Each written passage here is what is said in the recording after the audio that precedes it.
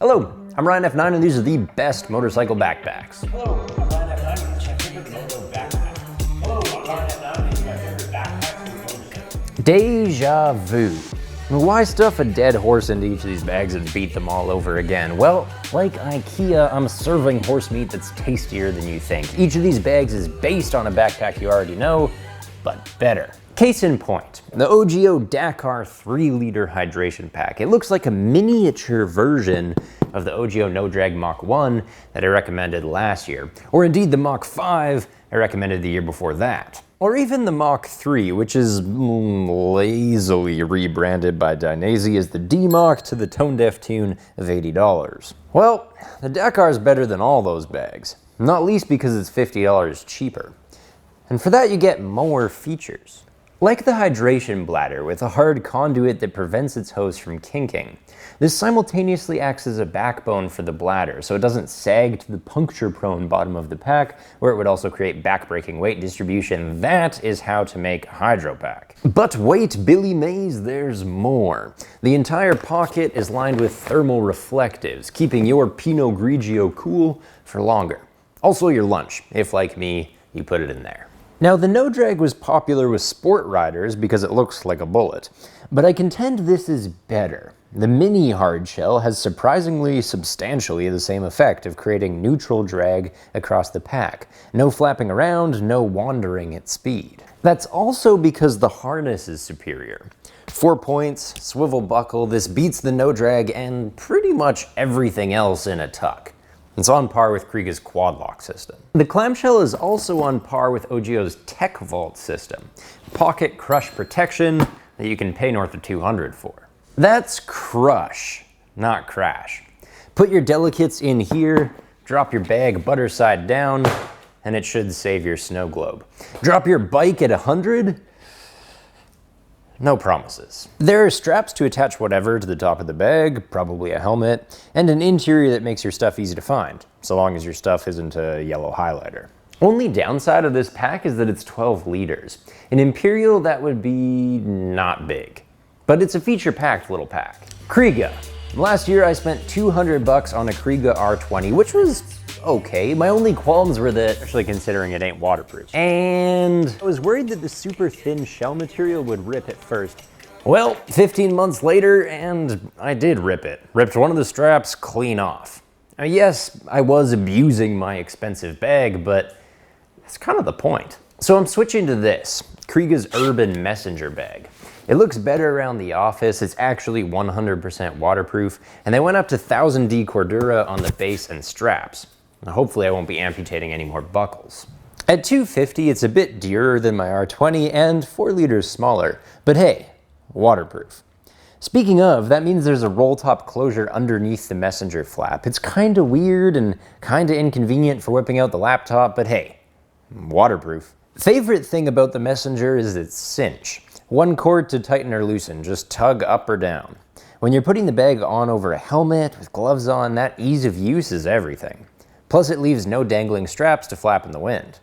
Too bad they patented it. I'd like to see this on more bags. If you're worried about riding with a messenger bag, don't be. The shoulder strap is so sticky and sturdy, the thing does not move around, even without the waist belt. Which is actually there anyway, if you want it. Downsides. Kriega has zero chill with their branding. This is an eyesore on an otherwise classy bag. Also, 1, 2, 3 pockets. It's not exactly technical. They do sell $100 bonus bags you can stick on the outside, which you won't buy. They also sell a $40 harness cube for your wallet and keys, which you probably should. For adventure riding, I usually take a snowmobile bag because it's cheaper, like the Knack Pack, which has a built-in toolkit, or the Knack Pack, which has vertical storage, or the Knack Pack, which has a hydration bladder, a goggle pouch, a whistle, all sorts of mountain goodies. The only problem is that the Knack Pack carries its weight outwards and down. It's murder on the lower back. Enter the Ogio Flight Vest, centralized mass for the more dynamic off-road rider. Still has a water bladder, still has tool pouches. Just be careful what you put in here. I heard of a guy who went dirt biking with a knife in his pack, crashed, went to emerge with back pain, and they found the handle of the knife in his pack. Guess where the blade was? We still have a goggle or lens pocket, though the interior is not so soft. Ugh. Truth is, the flight vest will make you look like SWAT, but its technicality ain't squat. Most of these pockets are exactly that. Just generic pockets. Ogio included a tech spec sticker showing all the cool specialized stuff they could have included, but mostly didn't. One fancy item they did include is microban.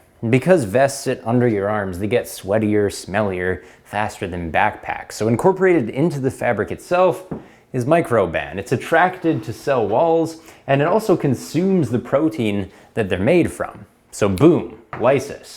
The cell bursts, it can't spread, odor can't spread. Otherwise, not much to report. 170 bucks, centralized mass is unbeatable on the trails, and that's it. Wait, last year I recommended the gravity-defying Ogio clutch as a simple, cheap, ultra-lightweight option.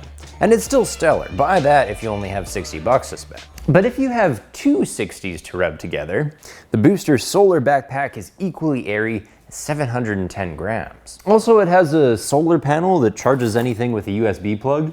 No big deal.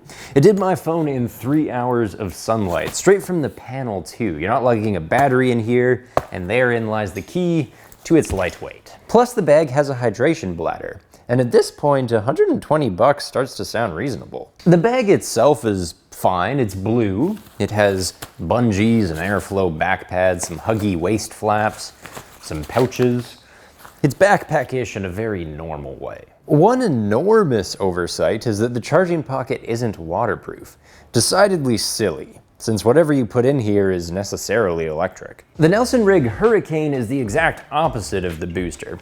It's enormous at 40 liters, and it's more waterproof than the Red October. I'd confidently put my blue suede shoes in here and swim to North Van. Now, the ghost of backpacks past is the First Gear Torrent. It's very typical of a tarpaulin backpack, and by that I mean it's just a sack. To stitch your grommet features onto tarpaulin is to mess with its waterproofing. To weld anything on is to ask it to be torn back off again. And for that reason, most waterproof backpacks are featureless. The Hurricane is not. Proper backpack harness, side pouches, reflective pals, pouch attachment ladder system, which is just army guy slang for a bunch of O-ring belts to tie stuff to. The boob panel can be used to strap extra things onto the back of the bag. It contains two pockets, one of which can be seen through for maps, and it conceals another exterior pocket with bungees. As you might expect, all this made from 24-ounce tarp starts to weigh a frick ton, nearly 2 kilos empty, so you'll be thankful for the extra attachment straps. Bike attachment straps. The thing doubles as a tail bag to save your spine. Nifty feature is the purge valve. Roll top bags always trap a lot of air.